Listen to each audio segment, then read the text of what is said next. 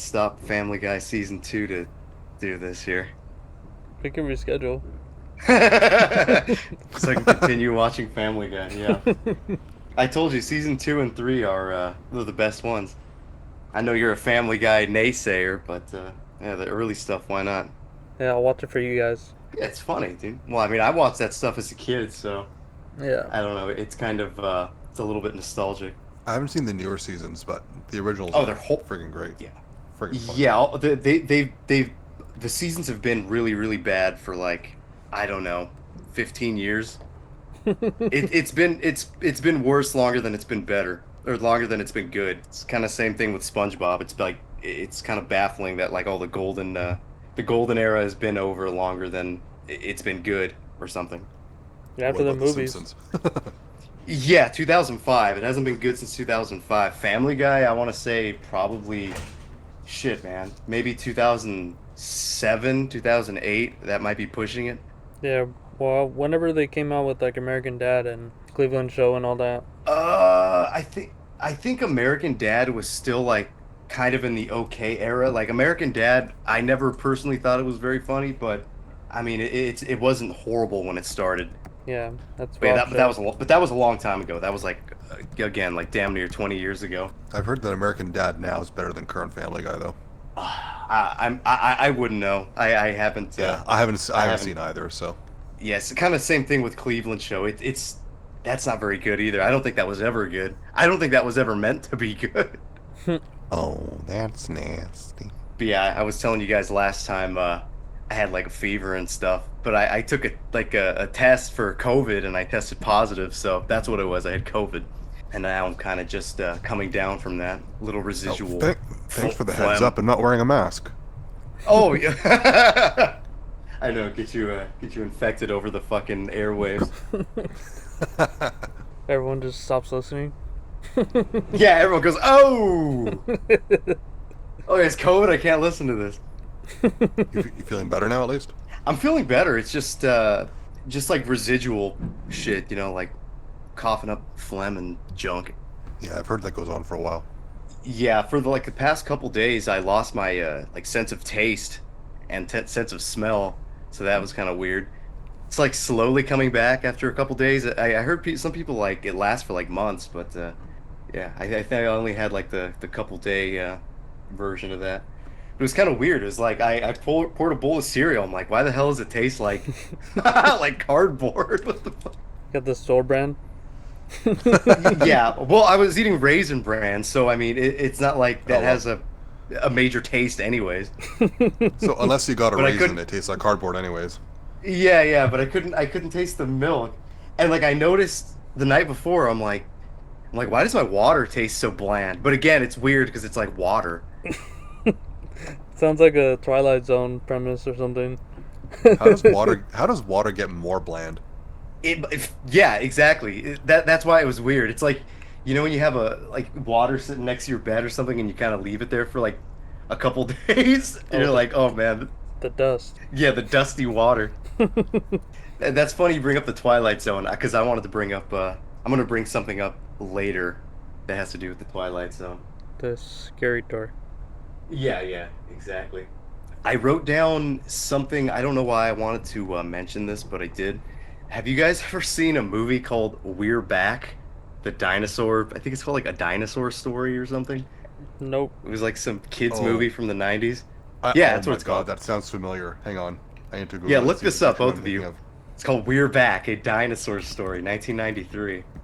John Goodman is the T-Rex. Oh my god, yeah, I Remember Oh, remember. you this? know what? Yeah, I do actually.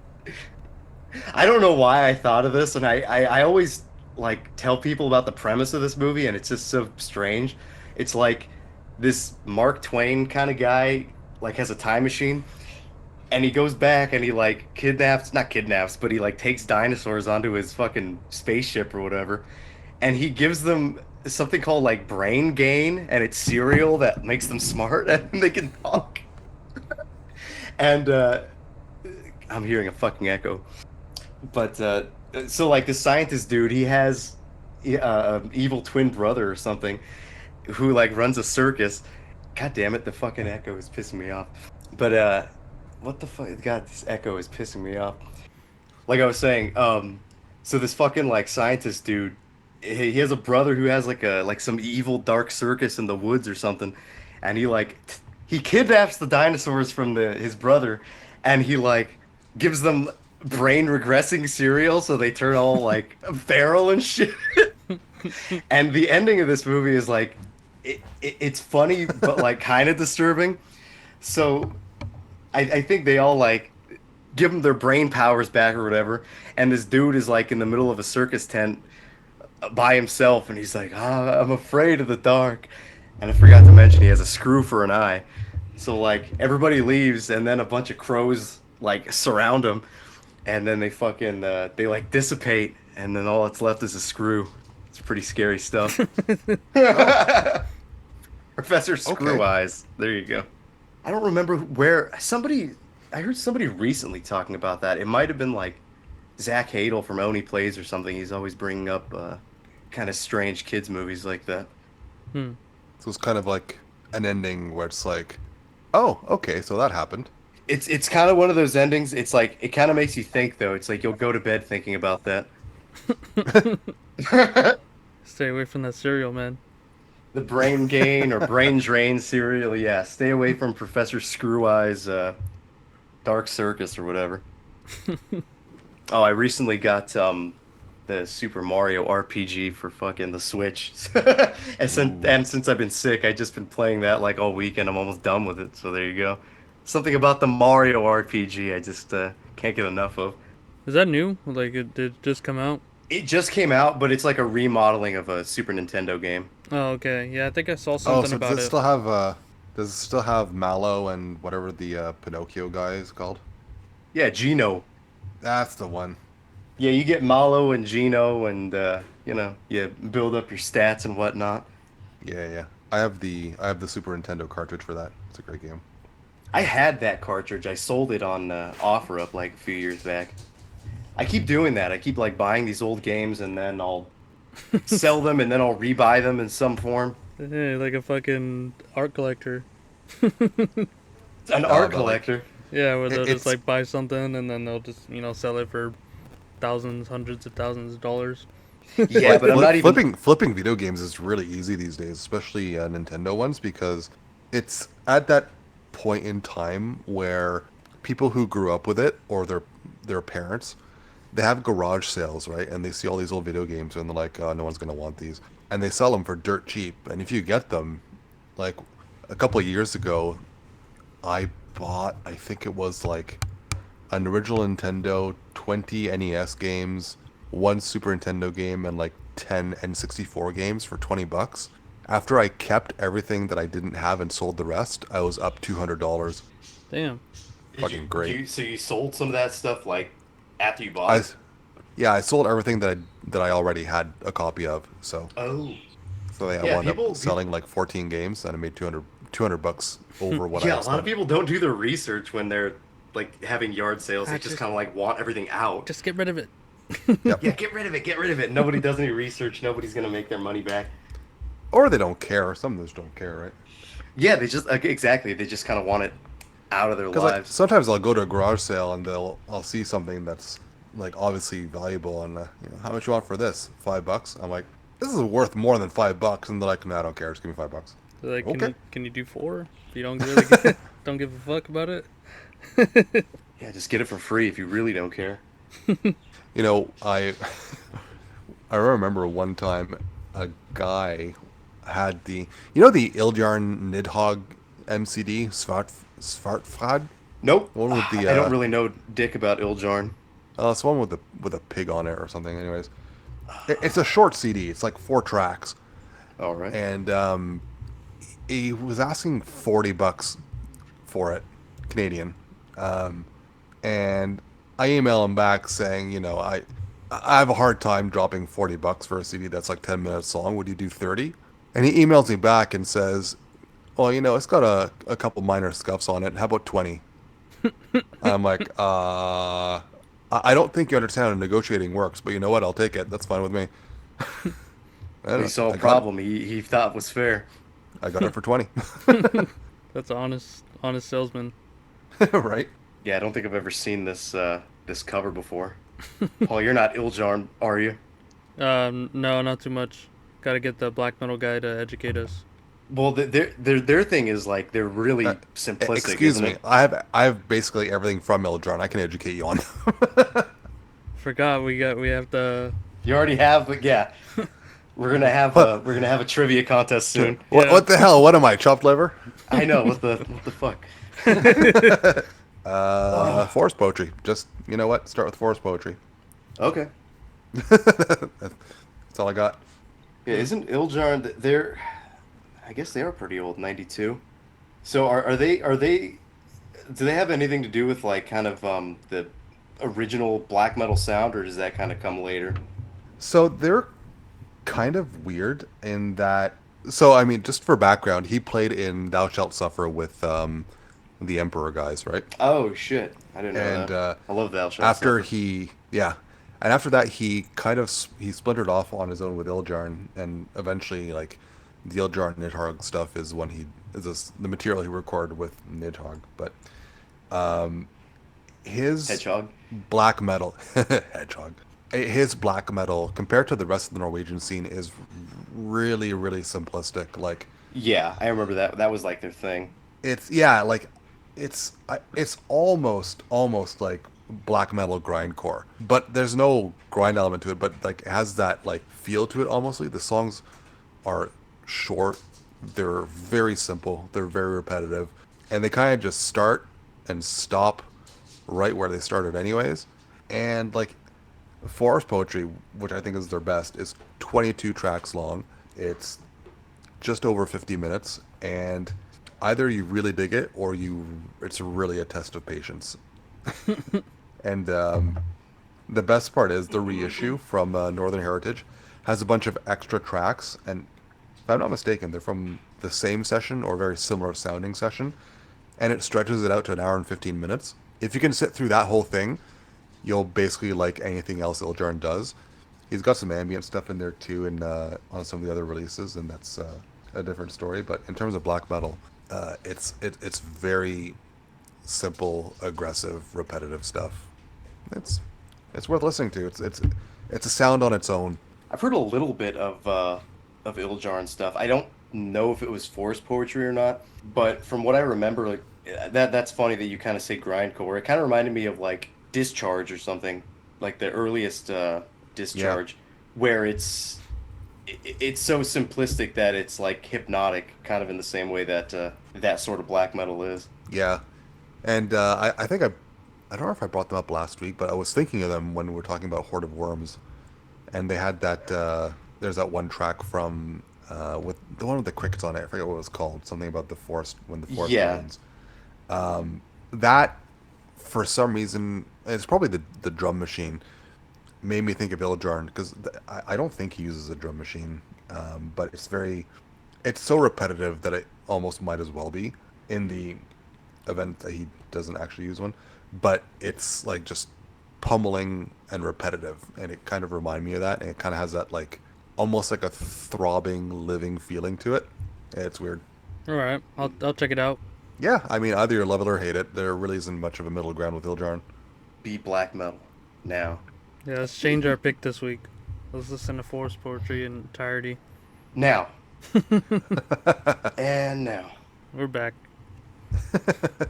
Dinosaur Yeah, but story. Fred, so you went to a pretty cool show, what, a few days ago? Yeah, on Saturday night. All Um, right, story time. Story time. It Mm-hmm. was the Let me get Stretch it out. Thorn. let me get a snack. Oh, Yeah. it's a 10-minute story that'll drag out to an hour. Ooh, It was Thorn Spawn, supported by Nuclear Hammer and that's awesome. Hexafiction. Don't know who that is. They're local. They released one album on Putrid Cult. It's just self-titled. Uh, like a Black Death, war metal kind of stuff. Oh, Really well done though. Putrid Uh, Colt. Never heard of that either. God, I don't know anything, do I? Jesus. God, try to keep up. Bad to the Bone, Putrid Colt. Chthonic But Colt are on there. Okay, I know them. yeah, no, they have a few cool things on there. I could be wrong, but I think they released, if fucking Diabolical Full Moon as well. They released that Polish band Destroyers. That's interesting. Ah, yes, they did The Pagan Wolves of Rise Again. That was a great album. In any case, yeah. So Hexafiction, my first time seeing them live. Good set. It's a trio, and like I said, black war metal. If you dig Blasphemy or Proclamation, anything like that, there's no reason why you wouldn't like Hexafiction. Although I think they're a bit more riff oriented and not as messy, if that makes any sense. Like Bassy. you can, yeah, you can hear what's going on more than bands like Proclamation, where you have to really like focus on it. Nuclear Hammer are always fun live. It's ever since, so I saw them way back when they hadn't released an album yet, and they were much more militant and, without meaning this in a bad way, they were a lot more stereotypical war metal, right? It was just Yeah, they straightforward dressed blasting. cool back then. But ever since they came out with Serpentine Hermetic Lucifer, with those long, really hypnotic tracks, it's been a really cool take on war metal, and it translates well live. The sound for them in this venue wasn't as good as I've heard in the past, but like their performance was on point. But yeah, long tracks that are really hypnotic, and there's a lot of instrumental passages in there too, which is a bit more unusual for war metal, and they put on an excellent show. Yeah, I recognize one of the songs. I think Alex had posted. I think it was like from their first album or whatever, or maybe it was from that split with Begrime Eximus. Uh, I'm trying to remember the names of the tracks they played. I think some of the tracks they played were from the upcoming release, and I Yeah, know they have an album in the works. But uh, what did they play from their first album? I was expecting them to play Witchfuck, but they didn't. which Uh, fuck? Yeah, fucking slut. they Great played Barbed song. Wire Intense Fire, which is a great fucking song. Yeah, that whole first album is like really memorable for me. Well, the first, I guess the first two. I found Obliteration Ritual was more straightforward. Like they hadn't like found that weird niche that Serpentine Hermetic Lucifer slides into. No, there's no niche, but there's a lot of like there's a lot of experimenting with just different ideas on that entire album. It's kind of like a mishmash of things, which I Yeah, like. I think that's cool. yeah, it really is. You saw Alex there, didn't you? Sorry, coughing. Yes, I did. I didn't see him till the very end though. Oh, okay. Um, You I was guys weren't watching. like broing out.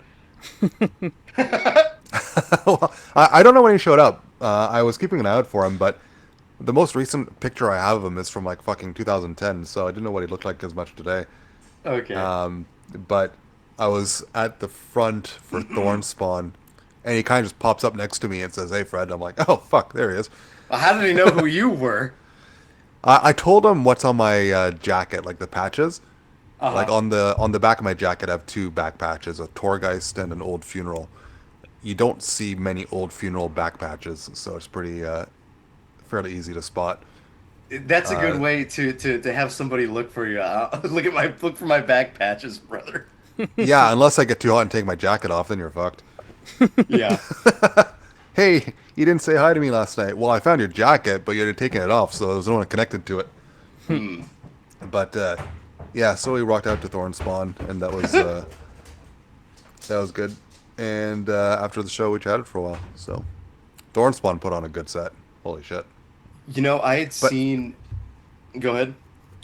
no, I was gonna say like they have this weird thing where the vocalist is the drummer, right? Right.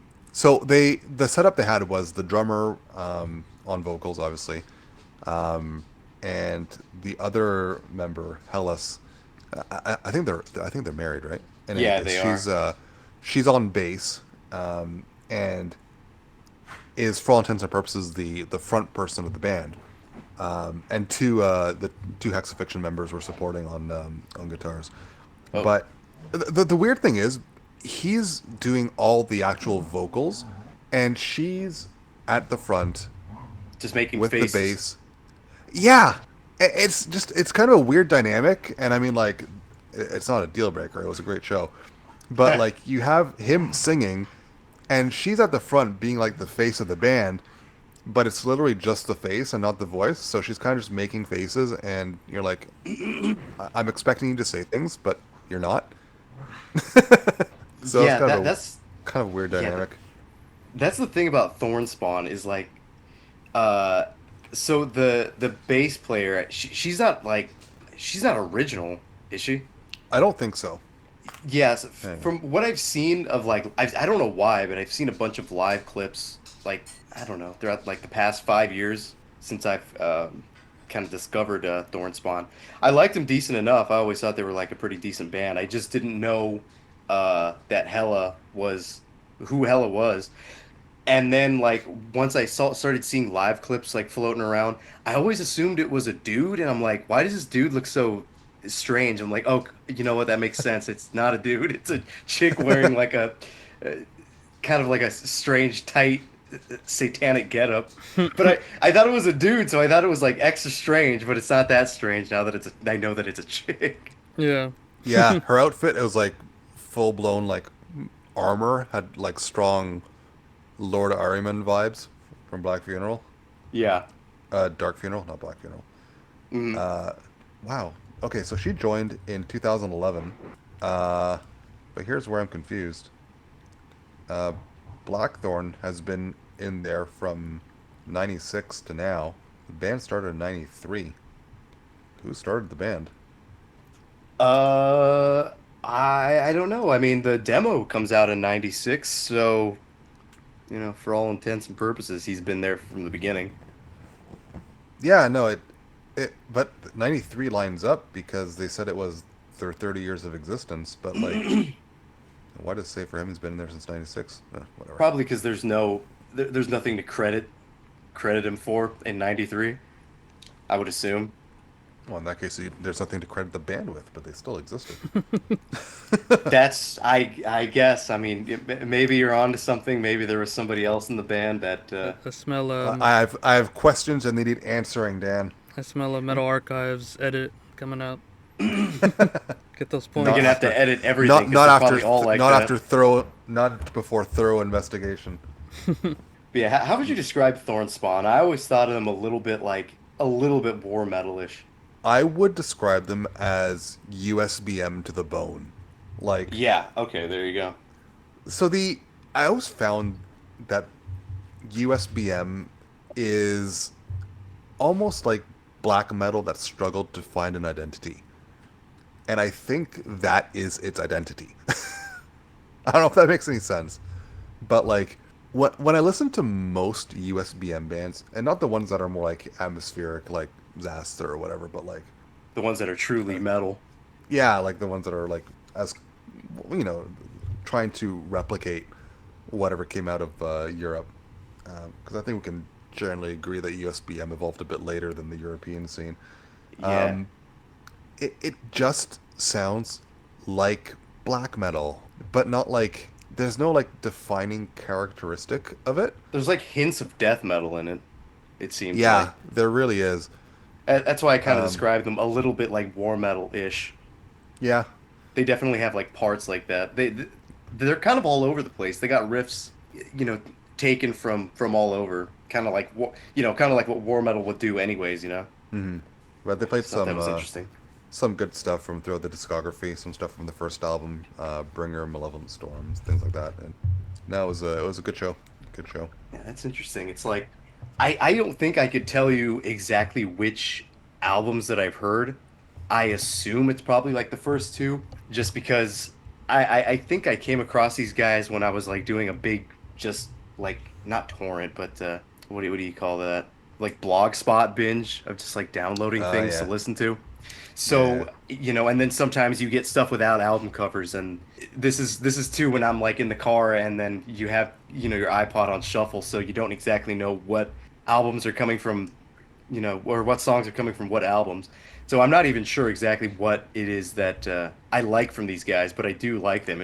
I'm assuming it's probably the first two, maybe just the first. I don't know. their first two are probably the most well known, and I think the second album was released on Osmos, so that probably one of the ones that have more weight to it. Yeah. But I mean, I haven't heard everything they've done, but everything I have heard ranges from good to serviceable. Like, there's nothing that made me go, oh, turn it off. So Yeah, Yeah, they seem to me like one of those bands that like you've heard the name thrown around for years, but maybe you don't know anything, but you know you like kind of like them, you know what I mean? Same, I feel the same about what the hell is the name of that one band? Manticore. I feel like the same thing about Manticore or something. oh yeah. It's like I know I've heard their stuff, I'm just not sure what, but I'm pretty sure I like them. Hmm.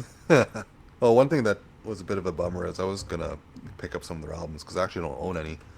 Um, I was gonna go after they played, but after when Nuclear Hammer was done playing, I decided to go back to check out their merch before they go on, and they had already packed up their stuff, so I didn't get a chance to grab anything from Thornspawn.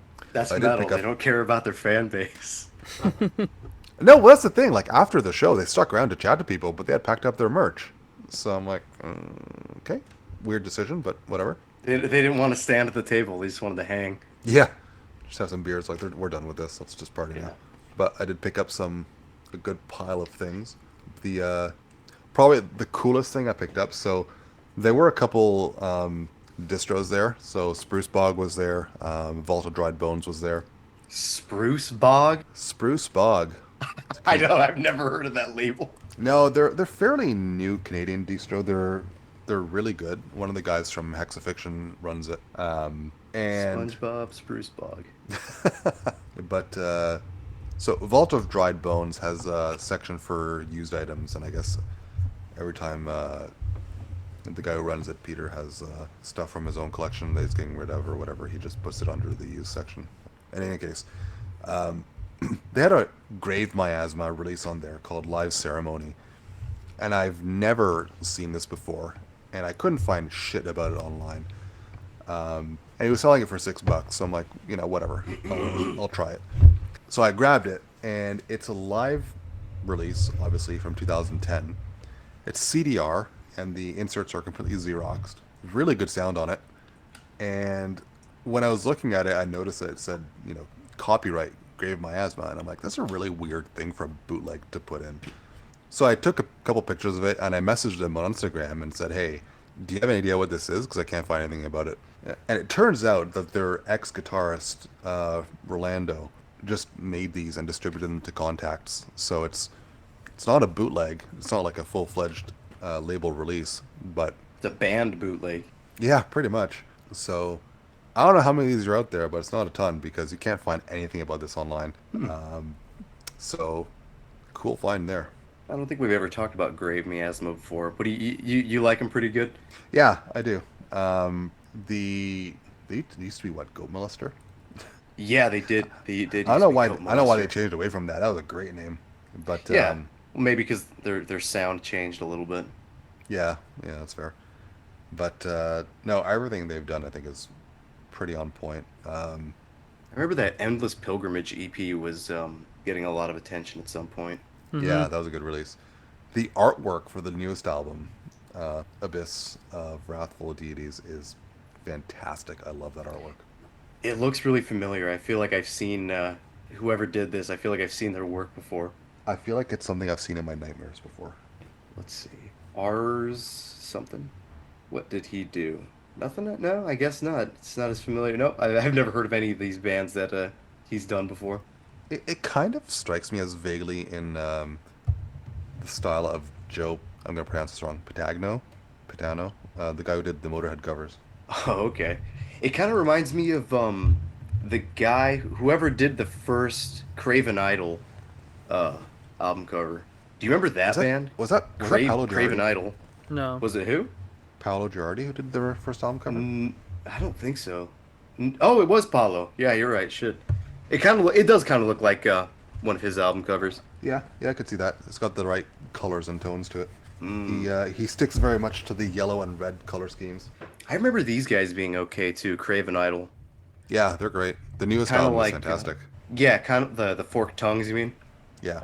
Yeah, I heard some of that. They seem to be like black thrash, but like wanting to be more grandiose or wanting to be like perceived as either progressive or just extremely competent. I feel like they've always it's weird. It feels like they've always kind of like had like big dreams or something. Just the way their music is, put together and produced, and like the album covers, everything, even the name Craven Idol, everything kind of together makes it very like grandiose, if that makes any sense. Well, if they just dropped that thrash, that'd be good.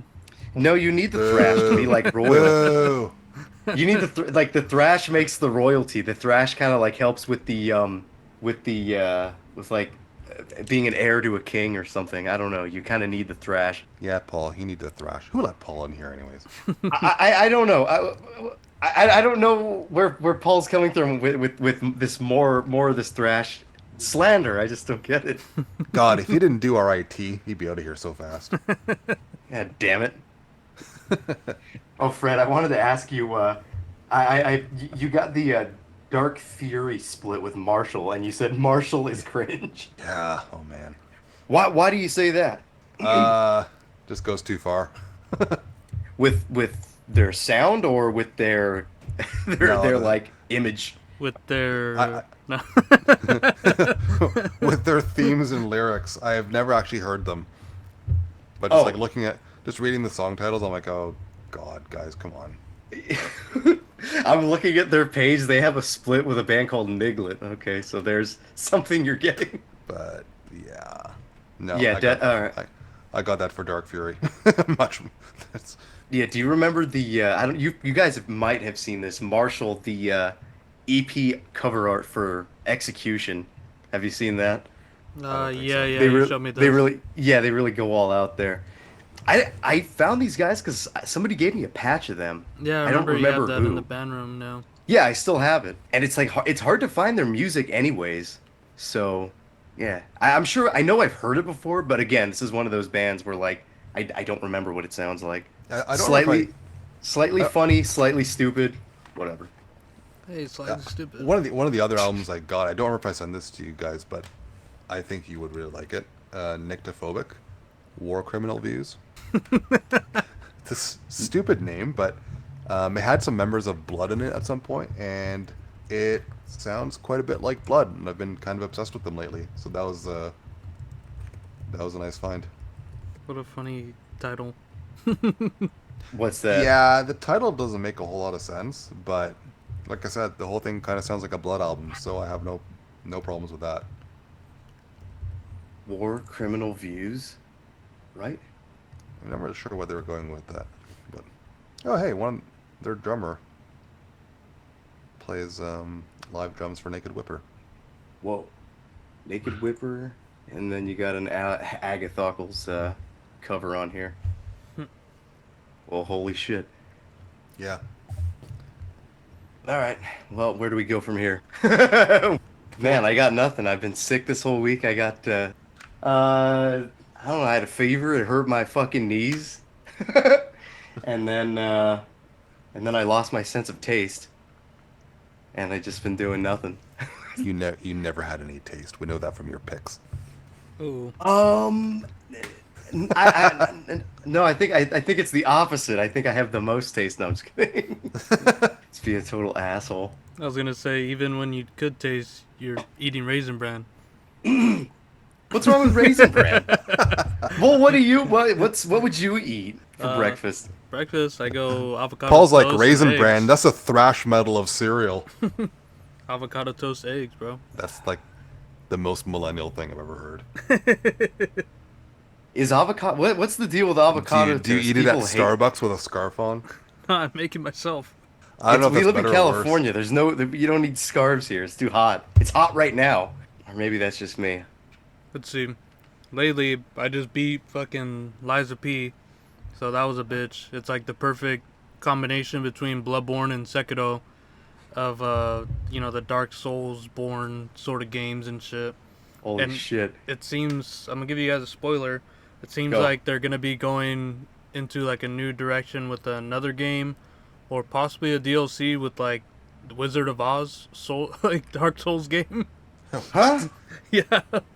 So, but probably hearing a Pinocchio Dark Souls game was weird enough. But we'll see what they can do. They're pretty reputable. I had Is that fun what- playing that game. Is that what Lies of P is? Pinocchio? Yeah, it's like a gothic steampunk Pinocchio story. Yeah, he looks all Metro on the game cover. Yeah, So I beat that Lies. recently. That's so funny that it's called that. Lies of P. Yeah, it's epic. Like, you're like lying to like gain humanity, and then there's like a point where there's like a picture with like the nose coming out for like however much times you lie, and then if you lie or once you become human, that fucking nose becomes like a staff that you can use as a weapon. So that was pretty sick. It's pretty badass. I remember you tried playing like Dark Souls and shit, right? You had a hard time. I didn't even try, dude. I couldn't even get past the first monster. I don't know. I'm not good at I'm really not good at like what do you even call those kinds of video games? Open world maybe? Um, like Elden Ring's their first like open world game, but that one's weird because there's levels, but you can go however you want, like progression wise. Like I bought the newest Legend of Zelda, like the open world one. But I don't know, man. Like my patience, I just don't have the patience to fucking to figure out what I'm doing. You like more linear shit. Pretty much. I don't know. I like I said, I like the Super Mario RPG that's like easy enough and challenging enough where it's like I don't know, where it's fun. I like just Just play exploring though. Like you don't need to actually like follow the plot the whole time. You just like fuck off and just see what's under every rock and tree. yeah, yeah, those aren't my kind of games. I'm not really even a gamer at all. You know, I'll play like an old Mario game. That's like about it. Something I've played a million times as a kid. Yeah, those are like the Oh yeah, ultimate no, party I do games, that though. too. What's that, Paul? So those are like the ultimate party games. All those Ultimate Nintendos. party games? Yeah. GoldenEye. I never played GoldenEye. What the hell? I never played. I only played Sly Cooper, dude. The Phoebus Raccoonus.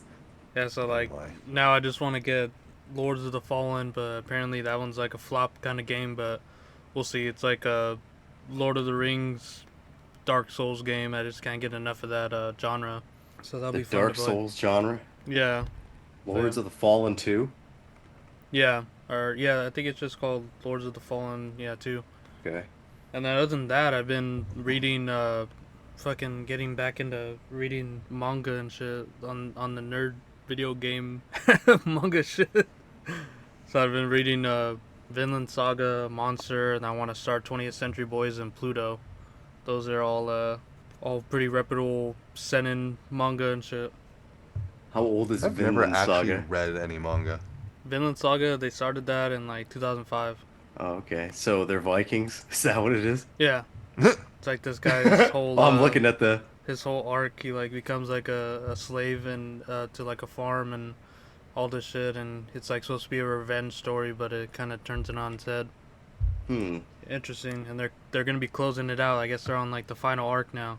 Oh, when you were talking about that, it kind of it kind of sounds like that caveman Gendy Kartovsky show. What the hell was that called? Primal. Primal, yeah, Yeah. It sounds like that. And that was pretty cool. yeah, that show's sick. I think that was the same. Yeah, that's the Dexter's Lab guy. Samurai guy, Samurai Jack. Yeah, Samurai Jack.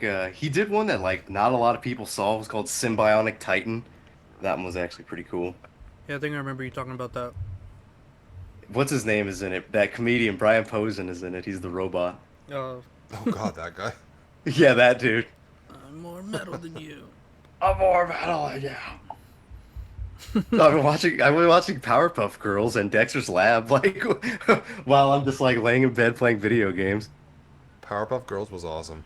It's funny. Come to a conclusion. Powerpuff Girls is funnier than Dexter's Lab.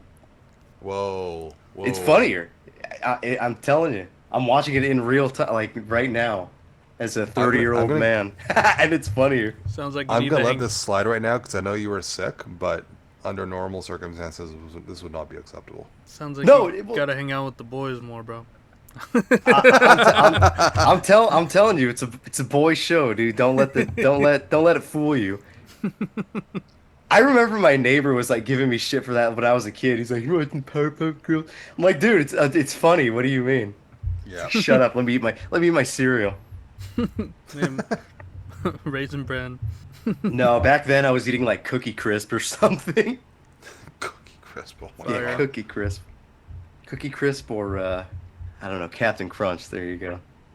Ah yes, Captain Crunch. Gum cutters. No, they don't cut your gums. They cut the roof of your mouth. They cut everything. Yeah, it's like these sharp, jagged, like Like, God help you, you grab a handful from the bag and just put it in your mouth, like you're fucked. with You're no bleeding the milk, rest of the day. Nope. without any milk. Just like multiple mouth lacerations. Eat a bowl of nails. My God, did you gargle razor blades? Nope, I had a handful of Captain Crunch.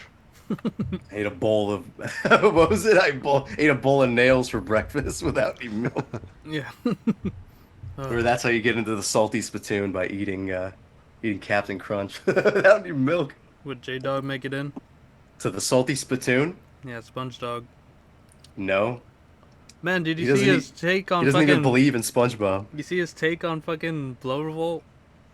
On Blood Revolt, was that you that asked that? No, I commented though. I was like, we need to gatekeep the good stuff from him, because he was talking about like fucking.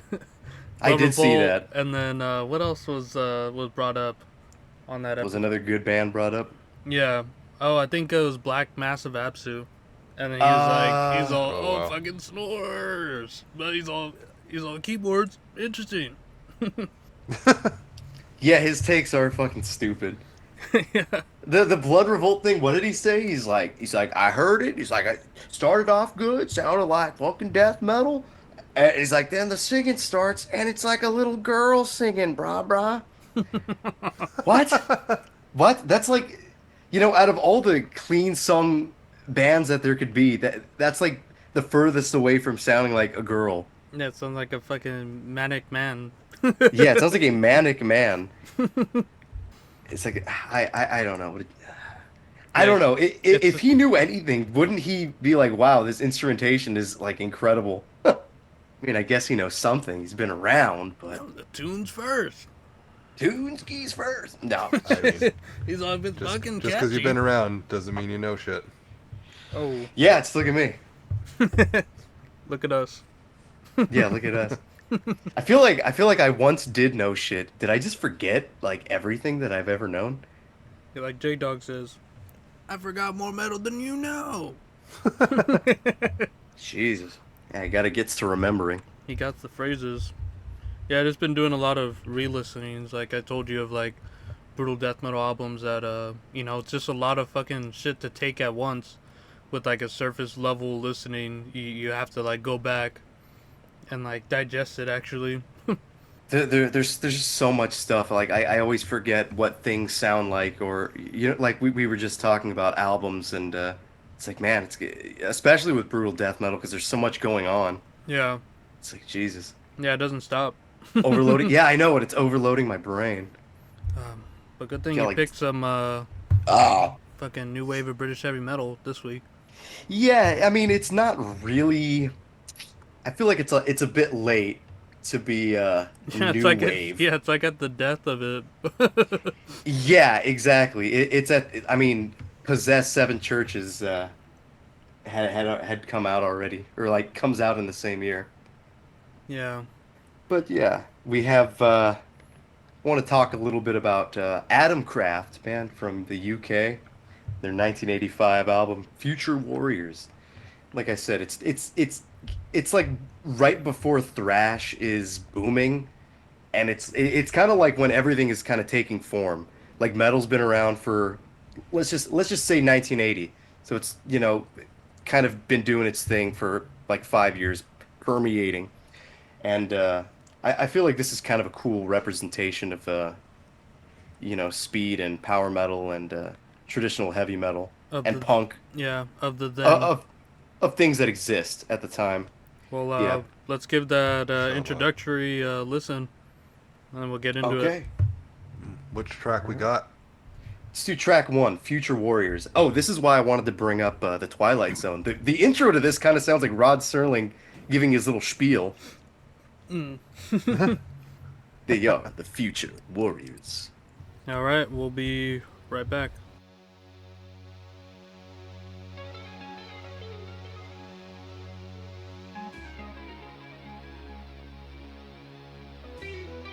A new era takes its place now, an era of want and slaughter. For the slayers take the earth, and they shall be the new race. A race of warriors, new warriors, not of the past but of times to come, the future warriors.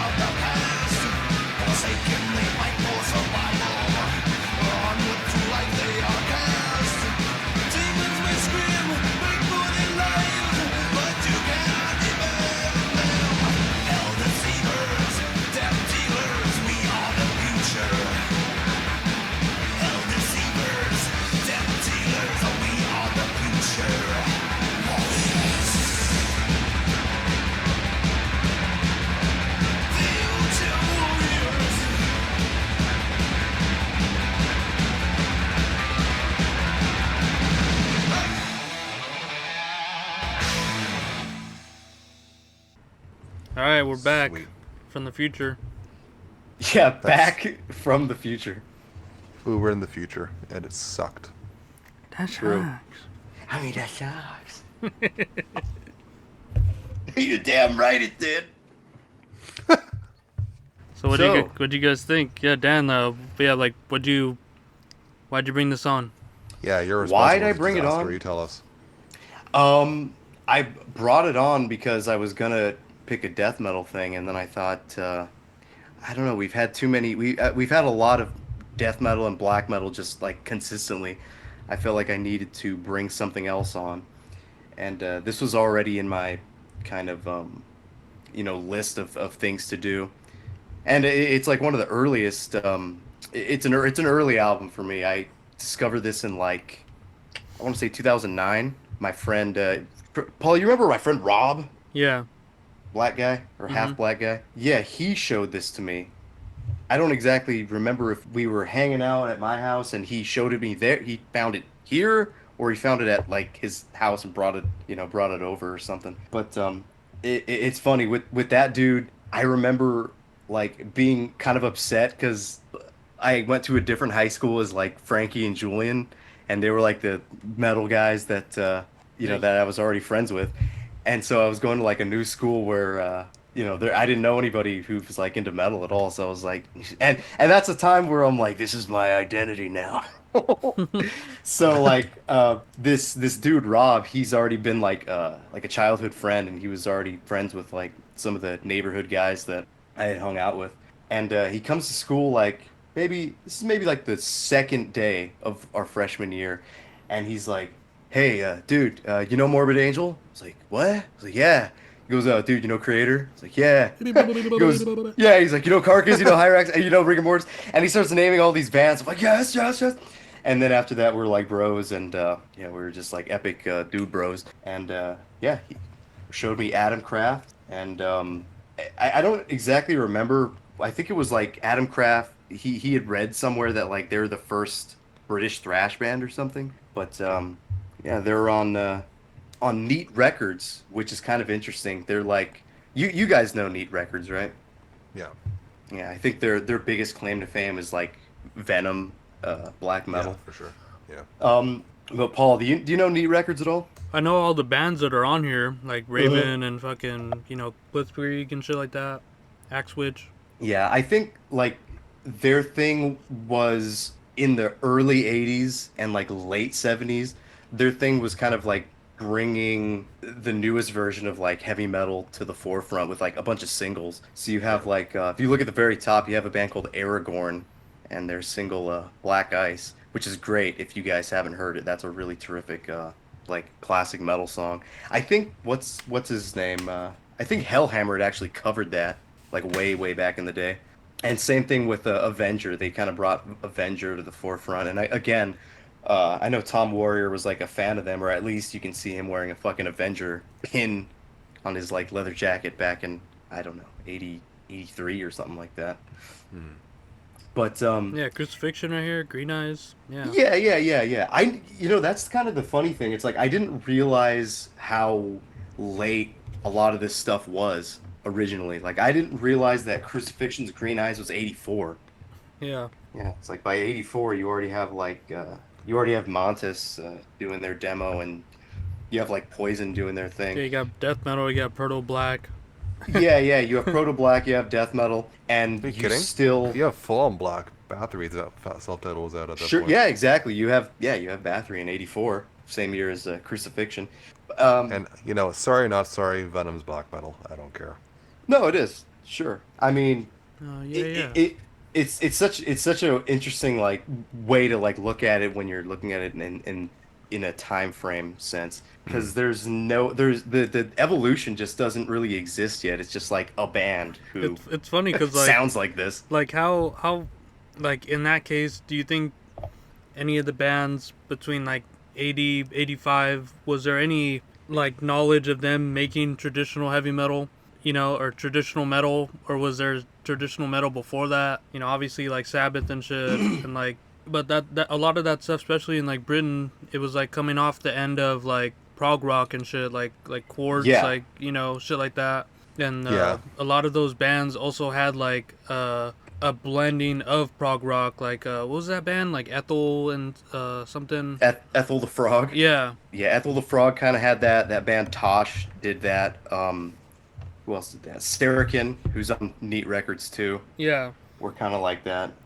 In a way, fucking Bitches Sin and the hell was that other band called that did that? I was gonna say Jaguar, but maybe not. Either way, yeah, you're right. It's like when the new wave of British heavy metal stuff starts to like get booming. It's towards the end of the 70s. Like Tigers of Pantang had singles in like 1979, Yeah, Angel Witch, and fucking yeah, same with Angel Witch, like we were talking about Venom too. some episodes back. Yeah, they had stuff as early as like 77. Yeah, Yeah. I think I brought up on the like 2 episodes ago. I think you cut it, but Judas Priest Exciter is like a really early type of speed metal, and that's in like 76. And same with what's that band called? Riot. They mm-hmm. kind of do the proto Hmm. speed metal thing in like 77 on their first album. But with I guess with something like Atomkraft, it seems to be like it seems to be like influenced by German metal. I don't know exactly that it is, but it seems to be like a mix of German thrash and like British metal punk. Like the things you would probably assume this is influenced by, it probably is. Like, Motorhead probably would seem too obvious, but I read an interview with the bassist slash vocalist of on this album, and yeah, Motorhead is a straight up influence. Yeah, that Venom. Venom, Tank. I would say Demon Tank is Demon probably the Pact. closest. You would have to say you're more versed in that band. I don't remember if they were or this D Their beatish. their singles were, I think, in the 1980, so Hmm. I could see it. But I mean, yeah, I think given the band's heritage and Demolition Man's involvement with Venom later on, I think it's pretty safe to say that Venom is a huge influence. But Yeah, yeah. I'm not sure I agree with Teutonic Thrash though, because like by the time this album came out, we didn't have a lot of it. Like Holy Moses was around since 1980, but even they didn't put out the first album till '86. So I mean, you had what the very earliest EPs from Sodom and Destruction, and not a ton else Well, maybe from not Germany in thrash. terms of straight up thrash. But Yeah, maybe I feel like accept would probably be like more acceptable. haha, see what you did there. But No, I mean, yeah, I mean, except there's a song on this. We're not gonna play it, but that sounds almost like Balls to the Wall or something. It could be in that movie, The Wrestler, with Mickey Rourke. That song at the end, Heat and Pain. Oh man, Hellfire, heat and pain. drive you insane. Drive you insane. Yeah. I was seeing a bunch of comments that people didn't like that song, but I like it. I think it's cool. Yeah, I wanted to say, I was like, damn, I want to sample that drum beat and make the song better. Make a better song out of that. But I don't know. I don't know. I think it's a cool song. it was like I don't know, it reminded me of like Beastie Boys or something. that's not a name I thought would come up in Like this a conversation. like a metal take of that. Gonna give it to you. All right. Yeah, cause like he keeps that beat just like a fucking like a drum machine. Isn't it like Yeah, something like that, right? yeah. And then he just kind of like yeah, he does like that weird like vocal thing like on uh insane brain. Insane. Yeah. Yeah, it's just like, what were you guys trying to do? Because it doesn't sound like anything like what was going on for the rest of the album.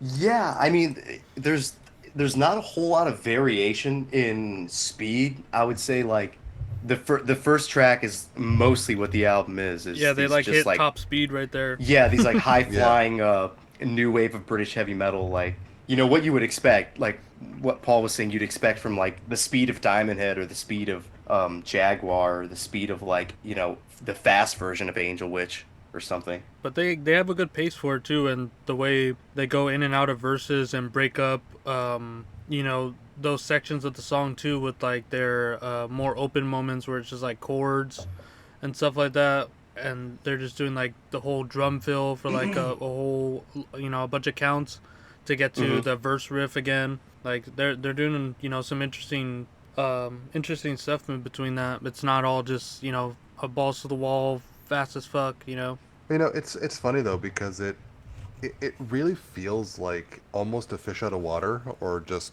a relic of a time that came before it. And Yeah. I didn't read about the recording information, but I almost wonder if this was recorded well before 1985. I know for a fact that Total Metal, the song is Like from 81, 81. right? Yeah, it's that old. Yeah. I mean, you're right. It does feel, it feels old. It's Well, funny older though, than 85 because anyways. it's like, what's the tradition? It seems like they were like establishing it, other than like having what from like 77 to 85. Like that's the tradition that they're keeping with metal, because there's like we already said, bands evolving from that, getting more aggressive. Thrash is born out of there, black Yeah. metal, death metal, but they're like still keeping this like traditional rock element in their music. And like 77, it's like obviously like Motorhead is a big factor in this. Yeah, it is for sure. So it's like they're just like keeping it. They're like establishing a tradition rather than like honoring one. But like we said, like this one came so late. Yeah, it comes late, but I mean, it's so weird. It's almost like, yeah, you're kind of right about like keeping the tradition. It feels like they like consciously are doing that or something. Yeah, it's like the should have called it more aptly name is like the old wave of British heavy metal, or just metal in general, because all the new shit was coming out then alongside it with thrash and black and death metal, and then yeah, I think power metal was born out of the death of new wave of British heavy metal. Yeah, I mean, like if you look at the genre for Atomkraft, like everything there makes sense. New wave, heavy metal, and speed metal. Like even though it has a little bit of a dated sound, even though it's 1985, somehow the music here feels so different than a lot of things. It for me it feels like really unique. I don't really I feel like even though there are some bands that are like kind of similar to this, I feel like Future Warriors has like its own identity. It has its own thing going on.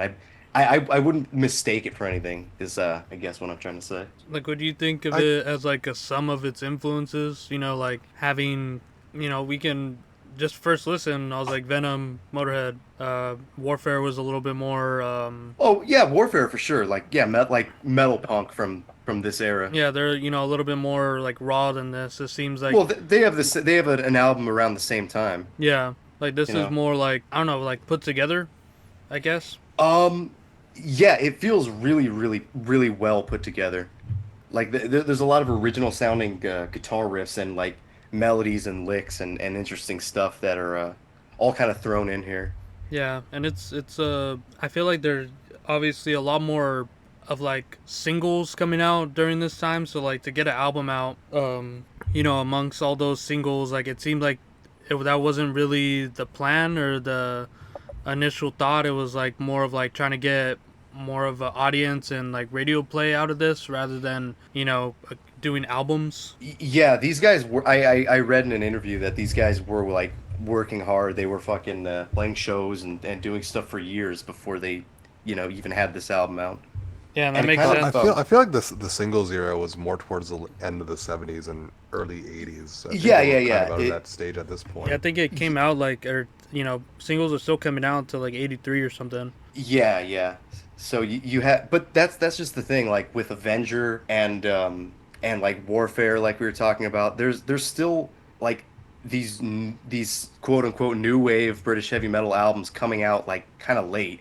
Even Crucifixion, like I said, 84. Hmm. A lot of this stuff that probably should have been out in 80 or 81 is like years late. You know. Yeah, it's like what fucking SpongeDog says. He's all fucking Nunslaughter was snoozing.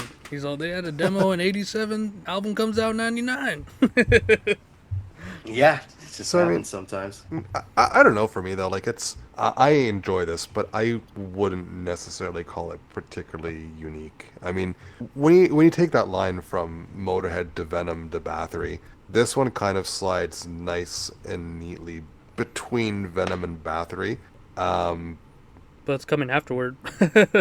yeah, well, I mean, aside from when it actually came out, which is kind of a different story, but again, I'm almost wondering if this was recorded like a couple of years before '85 because they have a weird gap, right? Like they have these demos from in like '81 and then '83 and then 2 years to the album.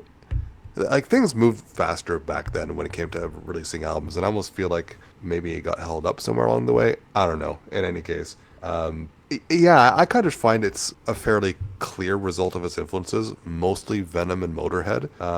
And again, some of the other bands in there, I mentioned Demon Pact and stuff like that, but at the end of the day, I think they really just took Motorhead and ran with it in their own way. It's this is gonna sound like a bad thing, but it's kind of a one-trick pony, uh, which I don't necessarily mind. It does what it does well, and uh, in that sense, especially with the pacing, which because it doesn't really change up the pace a ton throughout the runtime. But I don't know if we ever talked about a Belgian thrash band called Black Shepherd, but You've they brought have them up before.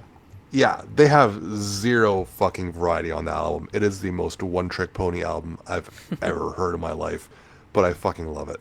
Like it's they just do it with such gusto that it works. And I think Atomkraft does as well. Like they take what they have, they kind of perfect it, and they just fucking run with it, and it makes the whole thing enjoyable. Yeah, you're right. They do pretty much they do one thing, but they do it really well. And the thing about that is like they didn't do it for that long. They had the one album that sounds like this, and then Is later they living have off the like comps.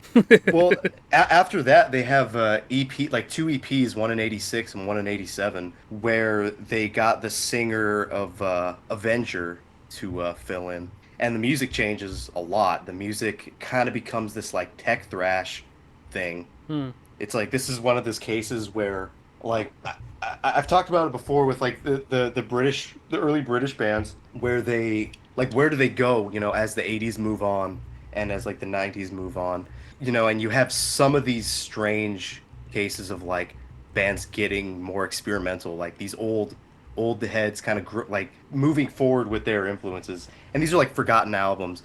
So you have these two EPs, and in the same vein, you have like Holocaust, the heavy metal maniac guys who like move on to like do progressive albums, and same thing with Satan in like 1987. Satan's another one. Like that album comes out in I think 83, which still is kind of late, and then they have an album in 87 that's getting more progressive and getting more weird.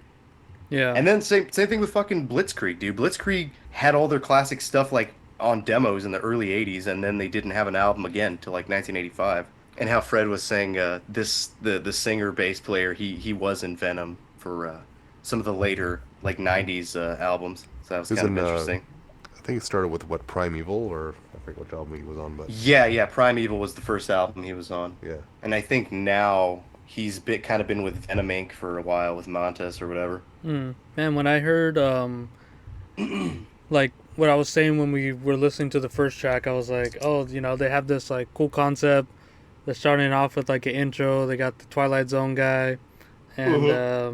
yeah, and then the next song it moves on, and there's like that. They kind of keep it with like that little interlude with like the like synth keyboard or something going on, and On the second song, you mean? yeah, and Star Child, and then they kind of Oh, that part is so cool. yeah, I thought I was like when I first heard the first song as I was listening to it, because this is my first time hearing this week, and when I was listening to it and that second song came on, I was like, oh, okay, we're getting something, they're doing something different, or at least it has like prog Yeah, ties to it. yeah. The mood changed. Yeah, and Like then speed changed too. yeah, and then they just like kind of drop it, but you said like with like lyrical themes and stuff like that, they kind of bring it back, but it seems like they didn't. They just took out that instrument for the rest of the album. What, the synth? Yeah, Yeah, yeah. I think it's like it really only shows up there on the second song. yeah, it's like they have it at the beginning, like during the intro phase, but it's like if they would have just had that in there, like that would have been sick for the rest of the album. Just like, little moments, not even interludes, just kind of throw it on behind like your riffs or something. I don't know. I thought that would have been more interesting because it seems like they just dropped that concept and like they took one step out into the unknown and they're like, oh, it's not safe out there, and then they just kind of played their with their one trick. Yeah, but with Star Child and with another song we're not going to play with Total Metal, they both do this thing where like the song drops off halfway and then they like go into these really really emotional like solos. Oh yeah, those parts are sick. Yeah, yeah, Total Metal has it, and it almost sounds like the War Pigs melody from Sabbath. Yeah, Yeah, it's awesome. I think Burn in Hell has like a fucking sick like bass solo outro, or just playing like its own melody lead over the rest of the riff, and that was like a real standout moment for me in this album. Like it was kind of bringing it back, and I think in like The Planet's Burning, that's where a lot of like the more melodic side of that guy's vocals were coming Yeah. out, because it was just like The ozone is failing, oh no. yeah. But it was just like, they're kind of just on that in between point of Lemmy and Kronos, and fucking with his vocal delivery on the more Yeah, harsher yeah. side. Yeah, he kind of changes it up. Yeah. Interesting stuff. Neat. New Well, record. shall we listen to that second track? This planet's burning, burning. All right. So, Star Child. I heard this last night, and I was thinking like when it drops off and that synth part comes in, and then it just goes into this like really emotional, like adventure rock part with the solo behind it. That's just terrific. That's what made me. I'm like, okay, Star Child it is, even though it's track two. Gotta mention the album cover before I forget. Mm-hmm. That skeleton looks scared of the future. Oh, one more thing before we go into this. I wanted to read this because I thought it was kind of interesting. Like these older metal bands that kind of have predictions for the future. So in Star Child, the first lyric, he says, "Look at the planets that scrape past the sun. 2010, our world is done." Oh yeah. So that's their prediction for that song. And there was something that reminded me of on the second Nocturnus album, the song Aquatica. Hmm. He says, in the year 2023, multinational warlords build an aquatic colony. All right, we gotta go. Yeah, yeah. Well, no, that's just it. In 2010, the planets didn't scrape past the sun, and this is the year 2023, and I don't see any multinational warlords building an aquatic colony. They don't want Come you on, to guys, see it, man. where are they getting their information from? They got Philip K. Dick premonitions. Whoa, it's Well, not fair. They gave us more time than Dark Angel did, though. They gave us until 1999. Yeah, I guess so did Cataclysm in the Awakener video. They had that guy walking around. All right, well, we'll listen to Star Child, Star Child. All right, we'll be right back.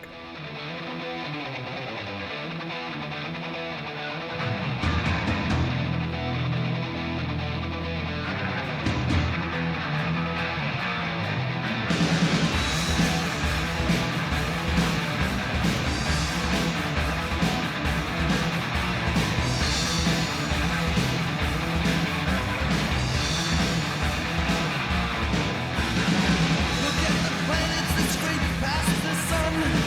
2010, our world is done. To find connections and to reach our goal. To find the warmth we have inside our soul. Rest assured, the sacred one. Show the new world has begun. Give them the power to sail by the moon. The perfect hour will be here soon. It cannot be denied or simply put aside. The air we speak into the Star Child.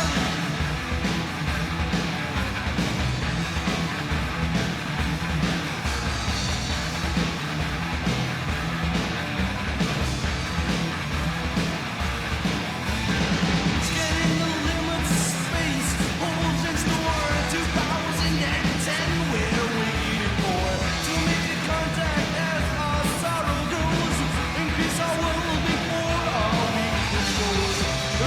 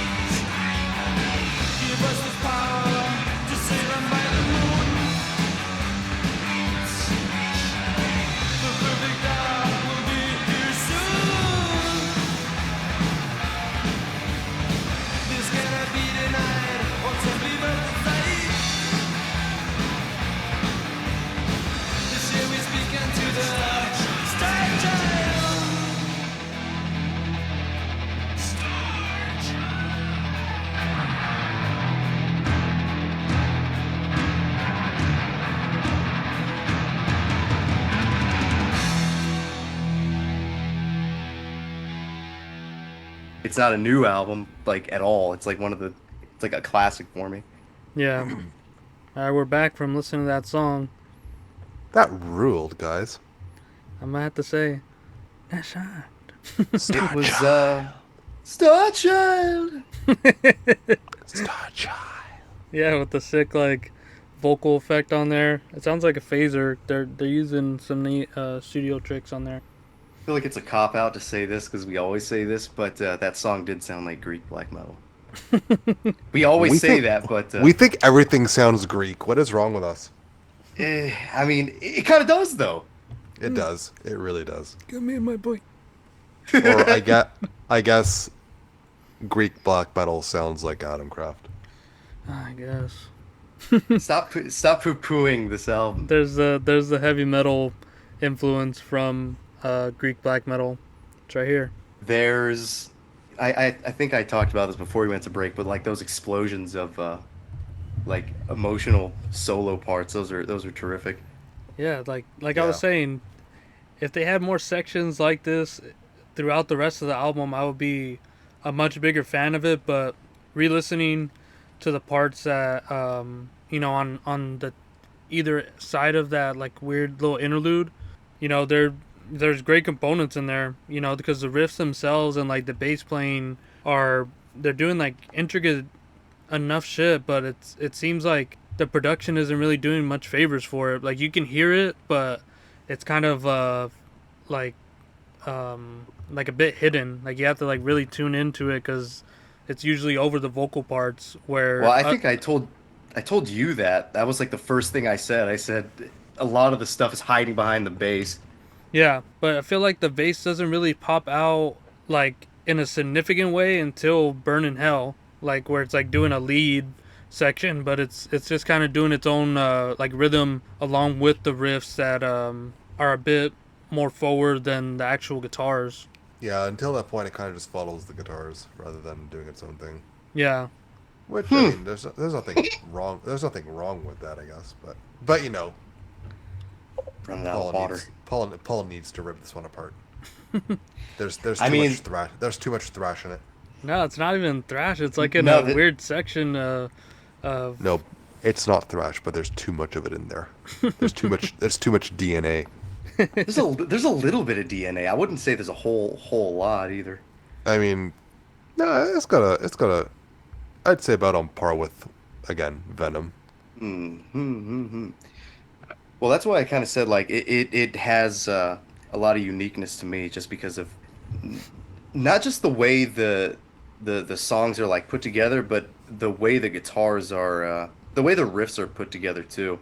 Like it's hard to hear, but a lot of them are just different than different than Venom, different than Motorhead, different than Tank. It's not just punk stuff. There's like a ton of metal stuff in it. Even though it kind of like presents itself as a metal punk thing, but it's definitely more metal, I think. no, I think Just it 'cause the outweighs musicianship it. is there. Yeah, it definitely outweighs the punkness of it.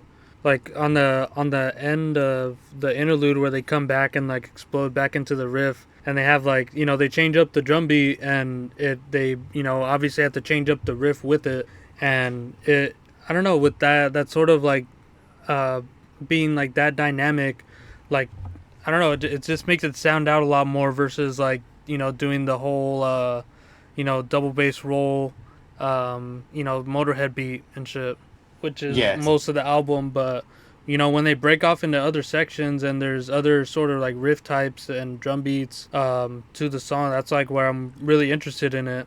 When they break out into like the emotional solos like in that song. And obviously the interlude for me was a standout point because I thought I got hoodwinked. I was like, oh, we're gonna get into like a sick like kind of prog heavy metal, but at a weird time. But it seems like they just got they kind of just dropped that. But you can hear later in the album they're like adding vocal effects over it and and stuff like that.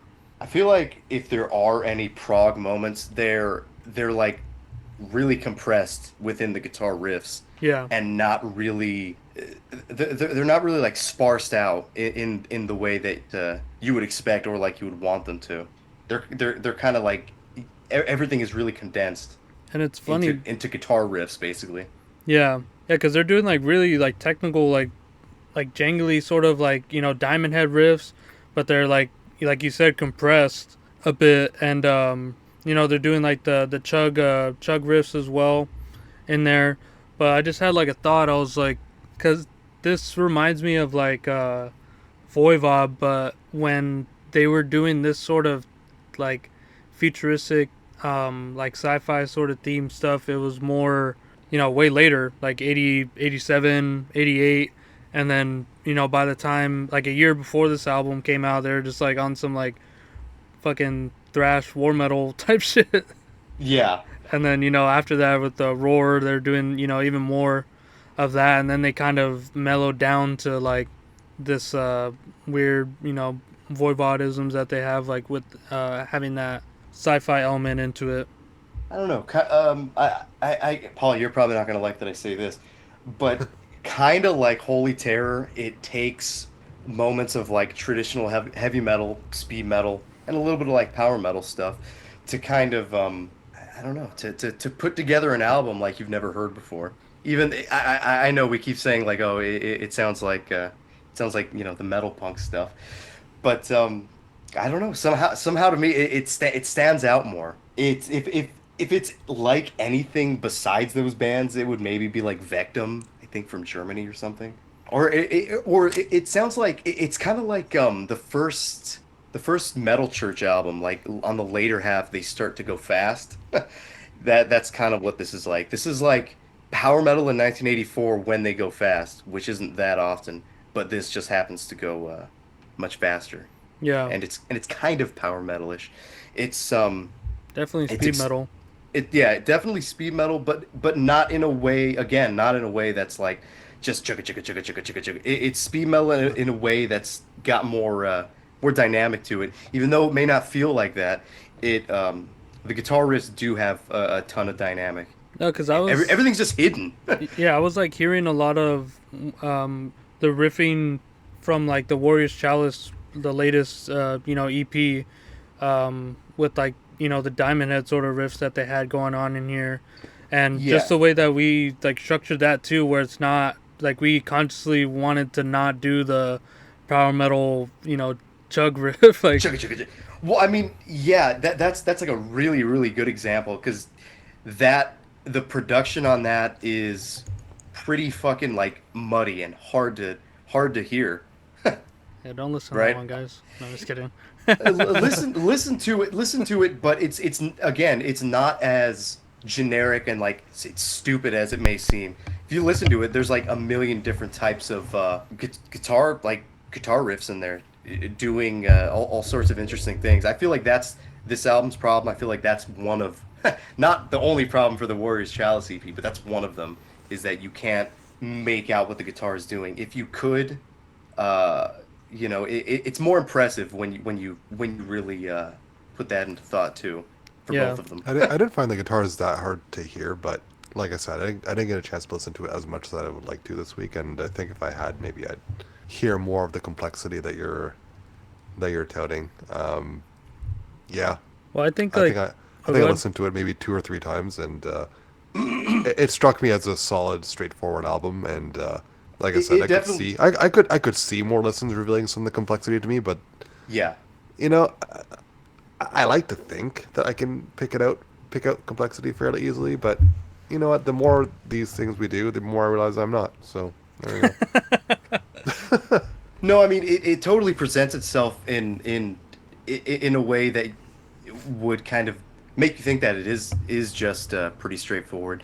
Like it presents itself as more straightforward than Venom, and it like presents itself as more straightforward than like Tank or something. Well, it's But I think interesting because like the it's obviously structured in like a verse chorus sort of way, yeah, but those verses and choruses, the riffs are like they're not doing like the standard, uh, what you would expect for those parts for to make way for vocal melody or anything like that. It's just kind of they're all going at the same time. They have like crazy guitar riff going on, the bass, helping follow, and then the drums just not letting go or not letting up, and then the vocal melody over it. Like I said, while we were listening to the first song, it seems like it's like the kind of like the vocal melodies came or vocal patterns came with the riffs. Like it's just like automatically like there. Like where else would you sing on it? Yeah. But just with the delivery of it and what he's delivering over makes it a bit more interesting. Yeah, I think the vocals are kind of an addition to this too. I mean, it's hard for me to nitpick and say I don't like this, I don't like that, because for me, I really don't dislike anything. This is I think it's a perfect like cult metal album for me. And we're dead. I just think we need to call out how the cover looks like Future Warrior 5.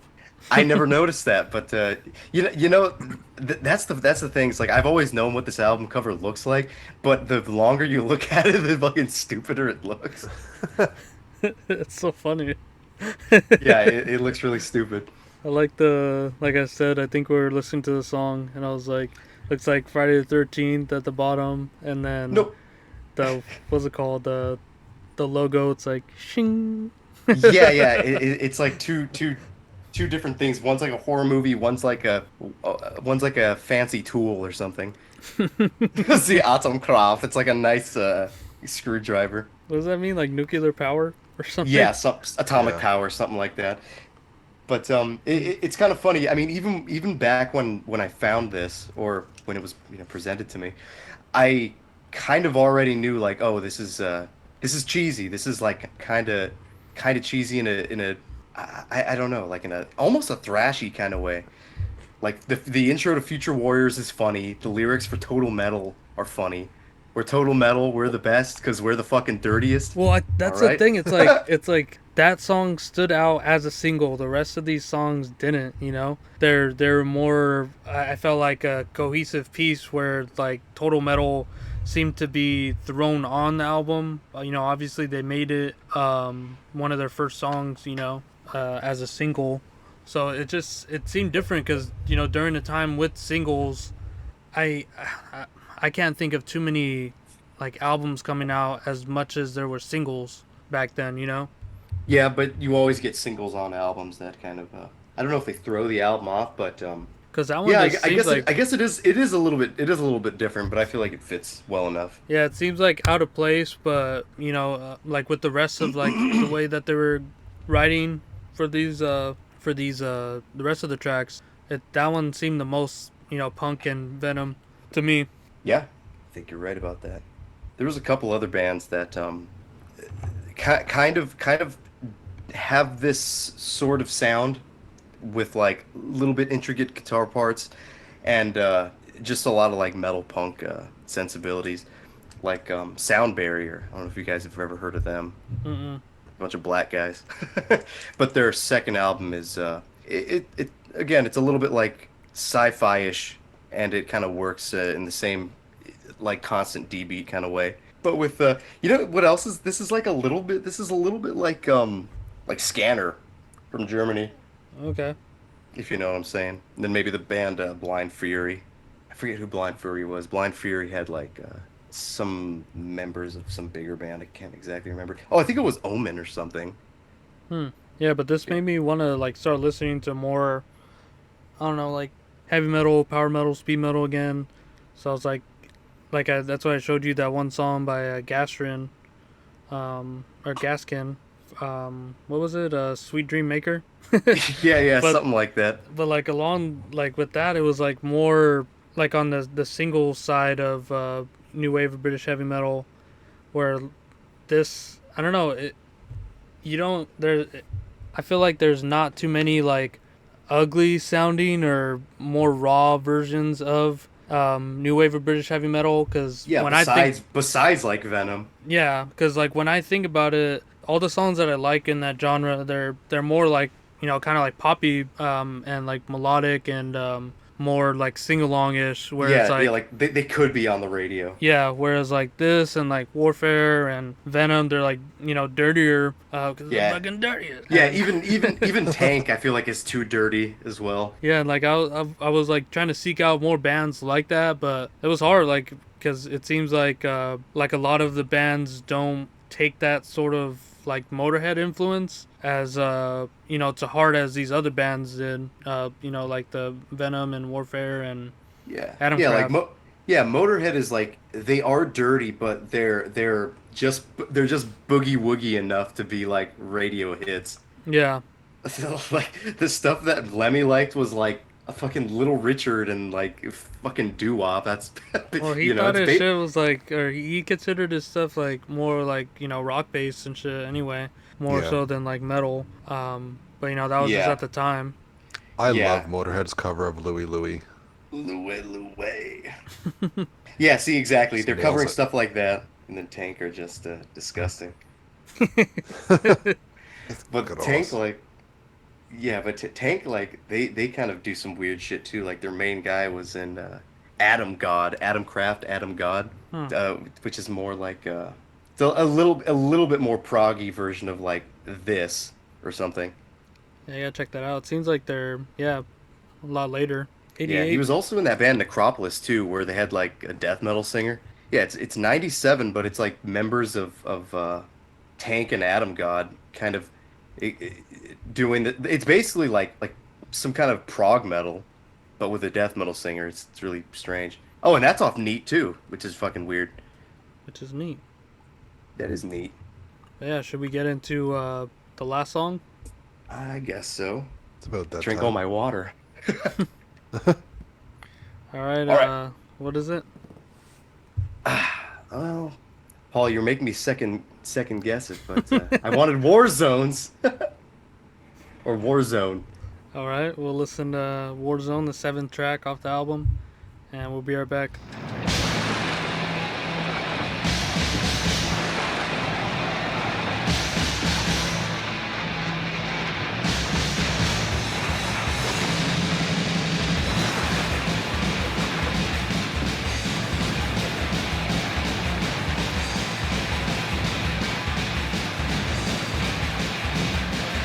Screaming waves race across the land. They found a drop. The battle has been planned. Stormtroopers march to end this counterfoil. Hate is a threat, erasing off the soil.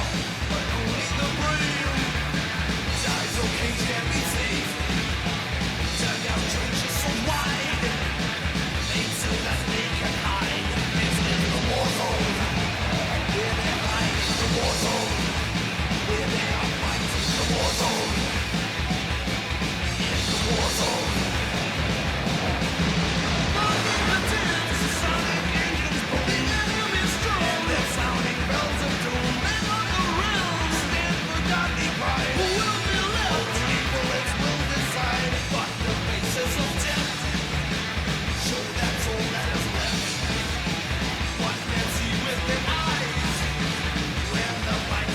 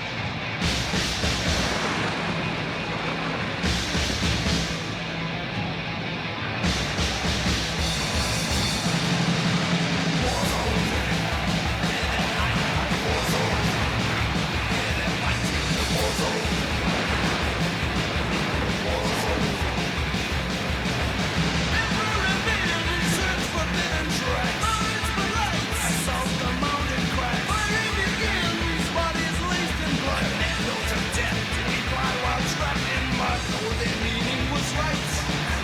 Real causes blown out of sight. And bloodlust has taken control. Formation on. Attack! Attack!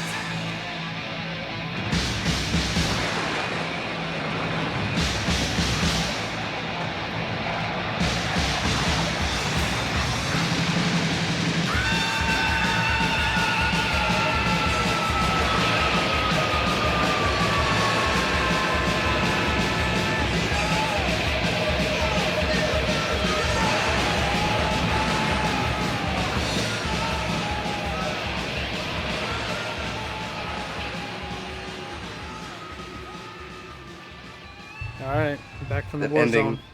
that ending almost reminded me of like Cranium when they're yelling at the end of like Crushes of Christ. Yeah.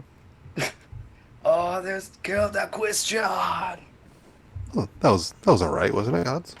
That was the first time I heard the fucking waves crashing on the album. I don't think it was waves. I think it was like explosions. I don't know. It sounded like No, fucking it waves. sounded really wavy. Yeah, Waves? Yeah, like waves crashing. yeah, like Yeah, but it's like the yeah, but it's tides. the war zone. Yeah. It's not the fucking wave zone. I mean, D-Day was at a. Yeah, it was at Well, the there were beach. lots of waves on D-Day. Could be right. Hang on, I think this warrants a bit more investigation to the lyrics. Yeah, that's what I was gonna be looking at too. I don't know. Yeah, crashing waves. You're right. I'm just kidding. Yeah, crashing waves. Yeah, I don't. Yeah, it just looks like regular war talk. Engines boom. I didn't hear no waves. I You didn't thought hear it was just like waves? booming. No. There No. were definitely waves in there. Oh, you know what? Here we go. Commandos of Death reply while trapped in mud. So there is water. There's some water. There's some water Wow. involved. I mean, Waves I'm of on mud. I'm on your side here, Paul. It's definitely waves, but that was flimsy. That was good. Mud, water, yeah. That's good. There you go. Yeah, there you go. Son of a bitch. No, but like later in the album, like here's a perfect example of them getting more like melodic with the vocals, and I'm here for that because like I was saying with new wave of British heavy metal, I was more inclined for like the more poppy end of it, where I don't mind that it's like kind of one note instrumentally enough for like the vocals to pop out in that like sort of pop sense or radio friendly sense, but like the way that these guys do it with actually interesting riffs behind the verses and choruses make it stand out even more. It really doesn't sound like new wave that very much. It's like very particular of what it is. Yeah, it's like a subgenre of that. It's like a dirty version of that. Yeah, it's like the metal punk stuff, but I still think it like sticks out apart from your tank and your warfare and what have you. New wave of dirty heavy metal. Yeah, it does feel dirty. It feels like Fucking dirtiest. it kind of feels like hard to pinpoint exactly. Just because it's kind of traditional heavy metal, but it's kind of too rough a little bit. Yeah, exactly. Yeah. It's very rough But and not tumble. it's very like it's very true metal, but it's not it doesn't really get to the point where it could be anything beyond. It doesn't get to the point where it could be like a progenitor of like black or thrash or anything. I don't feel like it could be those things or that it even wants to be those things. Yeah. I mean, I still hear it. I think it's the fact that it took so much from Venom means it would have that black metal progenitor sound. The only Yeah. caveat being is that it came so much later that had already been established. Yeah, but with the atmosphere they exude and like their lyrical themes, I feel like there kind of isn't any like type of evil like involved in this. It really is just like high flying sci-fi album. not really. Oh, Burn in Hell. Yeah, but that's like a guy telling you to burn in hell. That's not like, oh, Well, you're he's burning talking in about hell. like, yeah, I guess after the war zone, he's like, it'll be over with the A bomb blows. So, Yeah, see, these guys are more more realistic in like their war talk. It's not no as fantasy. silly. Yeah, Yeah, yeah. Well, I mean, the Heat and Pain is literally about burning in hell, though. So well, I guess it is a bit of a concept album, huh? they got they got themes. They got themes. There's themes. There's themes. Well, it looks like they're warring up, they're going, and then they have the single song that doesn't really fit in there, and then they go into the war zone, and yeah, they just soldiers dying afterward, burning in hell. Yeah, then you're like bopping in hell with heat and pain. Oh man, with the fucking the hip hop track. Gonna give it to you all night. But I mean, I that's love. the thing, though, right? Like, it might not scream black metal progenitor, but with those earlier, I guess I hate the term first wave black metal, but when you look at those first wave albums, even the album Black Metal and the song Teacher's Pet, like it's not satanic. It's kind of a goofy lyric track, but it's the album had the sound to it the whole way through, and I think that's what this one has as well. It has that Venom Bathory kind of vibe to it, even if the lyrical topics don't always stay relevant to what we would expect for a progenitor of black metal. The sound's still there, so it kind of gets lumped into it a bit. Yeah, I guess that's a good argument. hellfire, heat and pain. Drive it to your brain.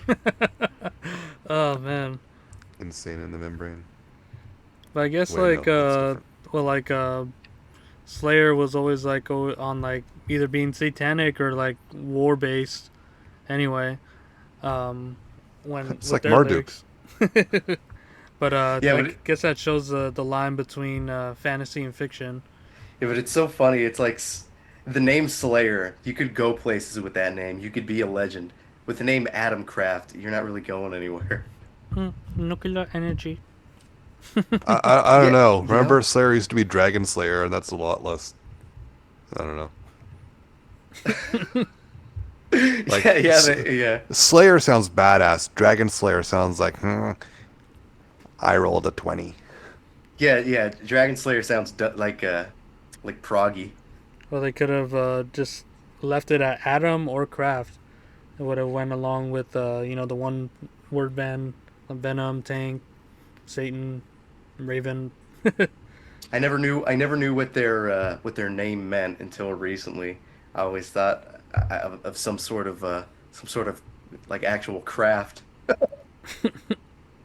the Atom craft. Because I mean that Oh, I see what you did there. because it kind of makes sense that they're a little bit futuristic and like there could be crafts in the future, but apparently that's not what their name means. Yeah, they're British, but they went with a German moniker.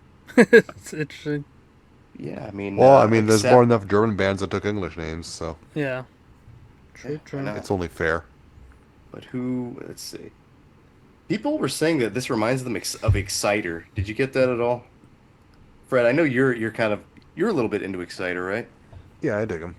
I could see it. I think Exciter had a lot more speed metal than I would hear in Atomkraft.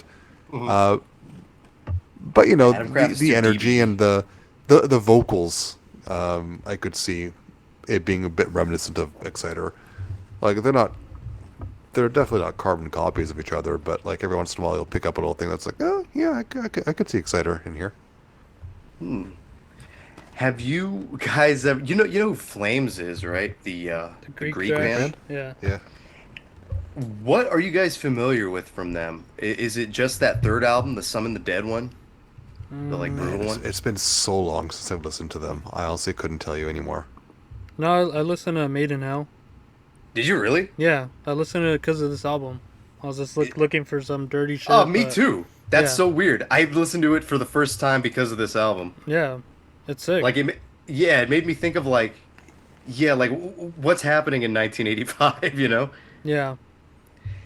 But yeah, yeah, God, isn't it weird? Mm-hmm. It's like it's like kind of like Greek black metal, and it's kind of like some sort of like first wave progenitor or something, but at the same like it's so strange. They even have like these weird like uh, what do you call it? Like fucking program drums, not program, but electronic kit. Yeah, exactly. Like even back then, it was like already established. Yeah, that's so weird. Man, I'm looking at their second album cover though. It's like fucking Carcass Yeah, shit. it's fucking what? Like Yeah, Carcass. yeah, it What's the looks like story? What's the story behind that cover? Anyways, is it an actual like gore photo, or is it something they made up for the cover? it doesn't look real. It looks like it was painted, whatever this is. Like Oh, that's the it. face I'm going off. smashed. I'm going off of vague memory here, so I'm. Oh, yeah, it's like some smashed face.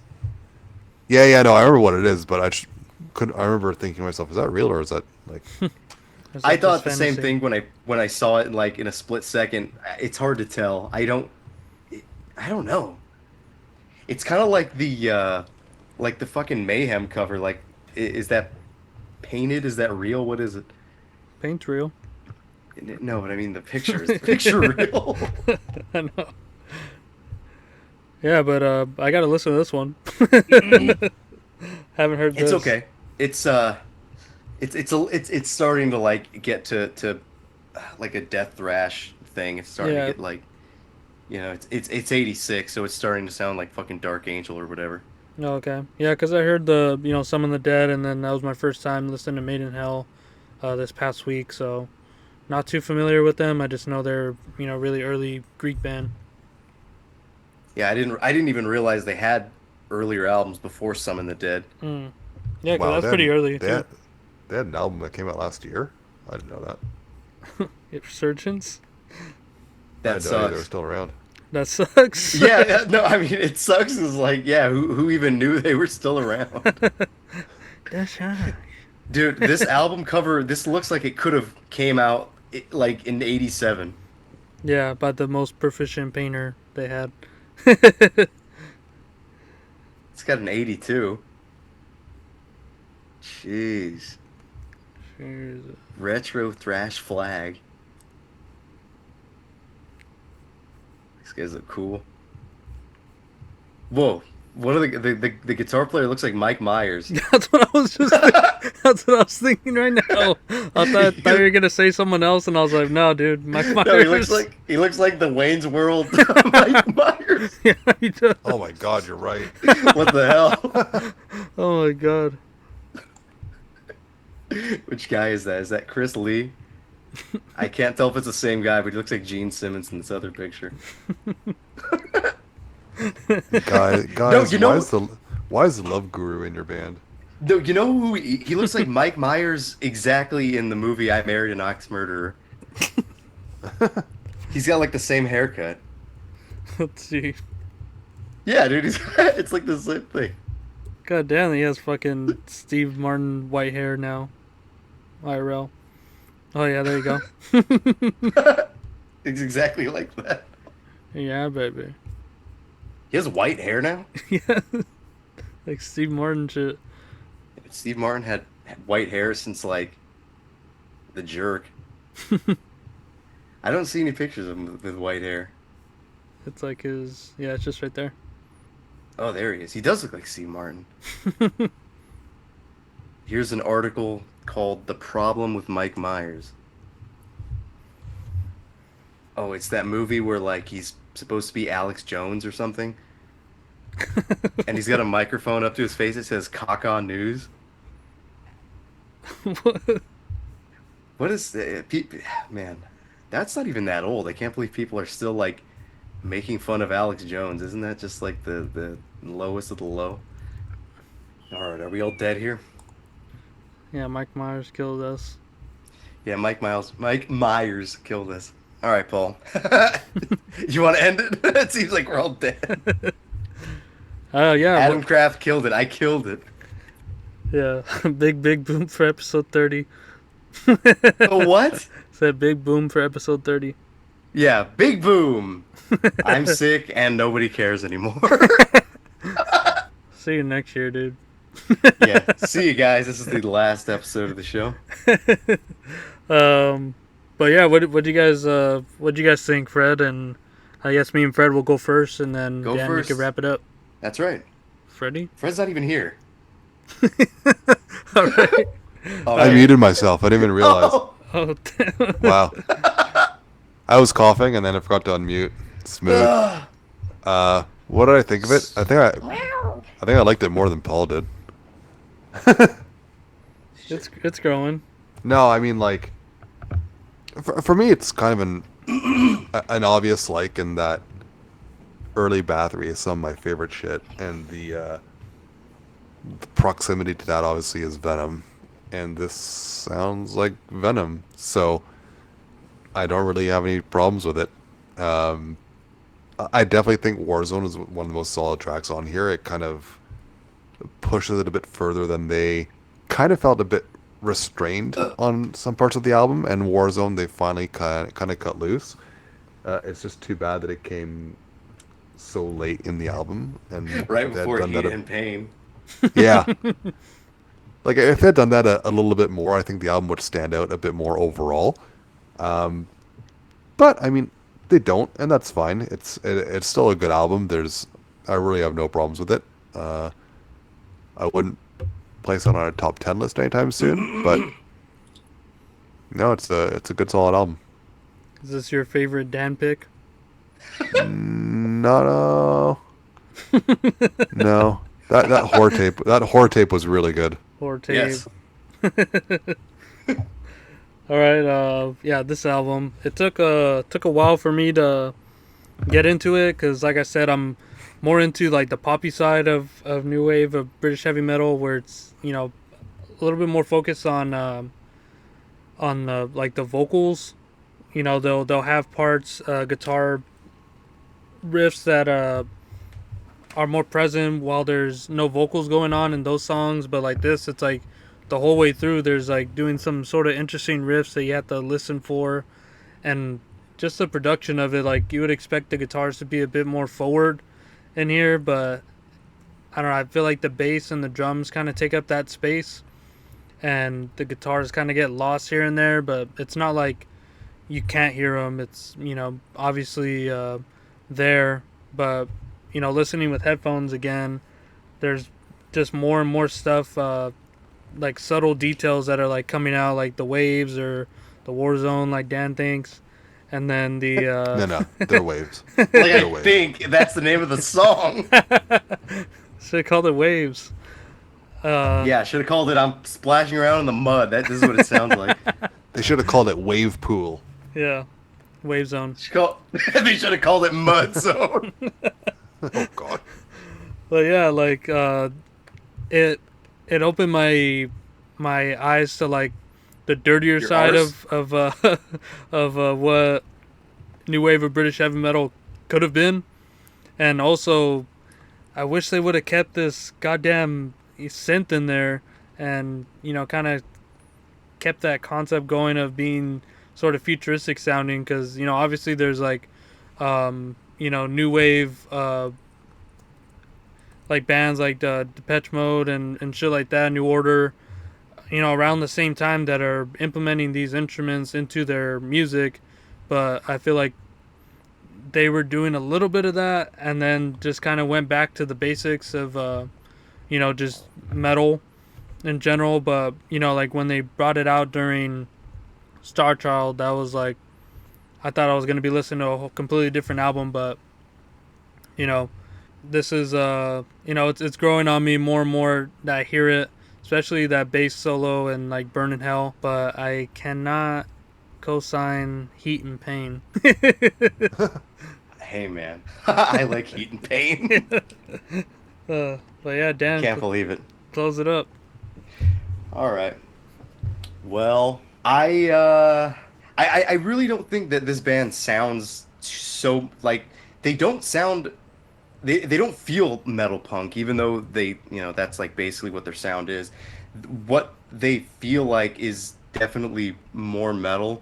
And I feel like with when newer bands try to do the metal punk thing, it always ends up sounding one way, like you just get a bunch of fucking power chords like sliding around for a little bit. Yeah. And here you have like dynamic with the heavy metalness and the kind of like Guitar Hero shredding sort of way. And even with like the emotional like parts in it. Now that I think about it, if there is one newer band that like does the metal punk thing right, it's that Japanese band Military Shadow. I think that's like probably the closest thing you're gonna get to a newer band doing and kind of say like similar lyrical themes too.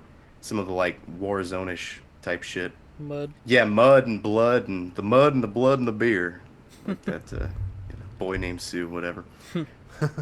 Yeah, I think I think if there is a band going for the black thrash metal punk thing, I think look into Atomkraft, and I think people should already know who Atomkraft is, anyways, right? I mean, their singer is he's a movie star. He was in Master and Commander with Russell Crowe, and I think he was in Gladiator too. And I think he Yeah. was in Judge Dredd. So the guy's a movie star, Yeah, if you would have and let he off was with that, and he I was in think Venom. yeah, if you would have let off with that, I think I would have liked this more. Yeah, I mean it's a unique album just because this singer doesn't he doesn't sing for Adam Kraft after this. They have basically two EPs with the guy from Avenger, and I would suggest listening to those because they're totally different. They're kind of more straight up thrash like tech thrash or something Hmm. with like a kind of proggy heavy metal vocals. Yeah, man, I think this is I think it is a classic. I think most people know what this thing is, or at least have passed by it. It's great. Don't be a dink. It's a war zone, dude. It's not mud or water or whatever. It's I'm water. I'm drinking a cup of water. That's what that sound was. Yeah, don't be dinky like me. It'll be a dink.